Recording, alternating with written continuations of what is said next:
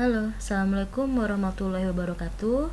Selamat pagi anak-anak kelas 6. Bertemu lagi dengan Ibu Fitri. Kali ini kita akan membahas materi Bahasa Indonesia tematik C subtema 3 mengenai kosakata baku dalam kalimat efektif.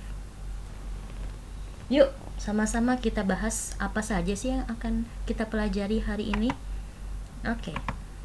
Hari ini kita akan membahas tentang menuliskan kosakata baku dalam teks eksplanasi, membuat kalimat efektif dalam teks eksplanasi, dan membuat teks eksplanasi tentang penemuan. Sikap apa yang akan kita kembangkan? Yaitu yang pertama, disiplin, lalu tanggung jawab, dan rasa ingin tahu. Nah, mengidentifikasi kosakata baku dalam teks eksplanasi. Oke, kalimat efektif adalah kalimat yang terdiri atas susunan kata yang sistematis dan menggunakan kata-kata baku. Nah, apa sih yang dimaksud dengan kata baku? Nah, kata baku itu merupakan kata yang penulisannya telah sesuai dengan pedoman ejaan bahasa Indonesia atau PUEBI atau yang sekarang dikenal dengan KBBI ya. Lalu, kata-kata baku biasanya digunakan pada acara-acara resmi dan penulisan karya ilmiah. Nah, perhatikan contoh diagram teks eksplanasi berikut. Ada yang namanya pernyataan umum. Nah, berisi tentang informasi penting gaya hidup manusia berubah seiring dengan perkembangan zaman dan teknologi. Lalu ada deretan penjelas 1. Dengan kemajuan teknologi, banyak juga alat-alat rumah tangga yang dapat membantu meringankan pekerjaan manusia di dapur, salah satunya oven microwave yang ditemukan oleh Dr. Percy L. Spencer pada tahun 1946. Nah, di sini ada deretan penjelas kedua. Oven microwave bekerja dengan memancarkan radiasi gelombang mikro melalui makanan. Kesimpulannya adalah oven microwave cocok dengan kehidupan masyarakat modern yang selalu bergerak cepat, dinamis, dan tidak punya banyak waktu untuk berlama-lama di dapur. Nah, berikut adalah susunan dari teks eksplanasi. Lalu, mengidentifikasi penggunaan kosakata baku dalam teks eksplanasi. Nah, teks eksplanasi terdiri atas kalimat-kalimat efektif.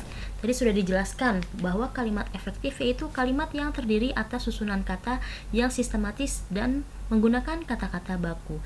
Ciri-ciri kata-kata baku adalah tidak terpengaruh bahasa asing atau bahasa daerah. Mungkin kalian ketika di kelas 5 sudah belajar mengenai kata-kata baku ya. Jadi Ibu harap kalian masih mengingatnya. Nah, di sini menjelaskan penggunaan kosakata baku pada kalimat efektif.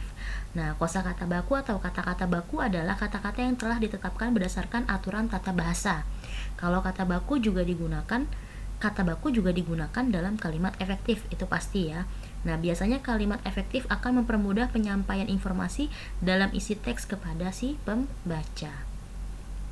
Kalimat efektif juga harus memenuhi syarat-syarat, yaitu harus lengkap, logis, singkat, dan jelas. Kalau misalkan tidak lengkap dan tidak jelas, otomatis kalian pasti akan bingung. Lalu, lengkap artinya apa? Kalimat efektif sekurang-kurangnya harus memiliki unsur subjek dan predikat. Nah, adapun unsur kalimat yang lengkap yaitu SPOK ya, ada subjek, predikat, objek, pelengkap, dan keterangan. Nah, manakah dari tiga kalimat berikut yang termasuk kalimat efektif? Kira-kira yang mana? Komang membeli roti. Komang membeli roti di warung. Yang betul yang C ya. Jadi komangnya itu subjek, membeli roti. Nah, membeli roti itu predikat di warung. Di warungnya itu berarti objek. Lalu di sini ada menentukan kosakata baku pada teks eksplanasi. Biasanya dalam kalimat efektif terdapat kata-kata baku yang disusun secara sistematis. Nah, kosakata baku merupakan kata yang sesuai dengan pedoman ejaan yang ada.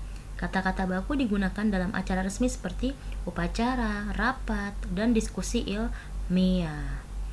Baik, dari materi tersebut pasti kalian sudah pernah belajar ya. Ibu hanya mengulang lagi materi di kelas 5. Apalagi kata-kata baku. Kata-kata baku itu kan banyak contohnya. Contohnya seperti atlet. Nah, harusnya penulisannya bukan pakai I tapi memakai E. Lalu ada apotek. Nah, biasanya betul apotek atau apotik. Nah, biasanya betul itu adalah apotek ya. Jadi mungkin kalian dapat mempelajarinya nanti di PM. Ibu sudah kirim materinya ya, jadi nanti tinggal lihat di Google Classroom. Baik, salam hormat Ibu untuk orang tua kalian, tetap semangat Dan untuk kalian tetap stay at home, sehat-sehat. Sebentar lagi kalian akan melaksanakan PTS. Kurang lebihnya mohon maaf. Wabillahi taufiq wal hidayah. Wassalamualaikum warahmatullahi wabarakatuh. Selamat pagi anak-anak kelas 6.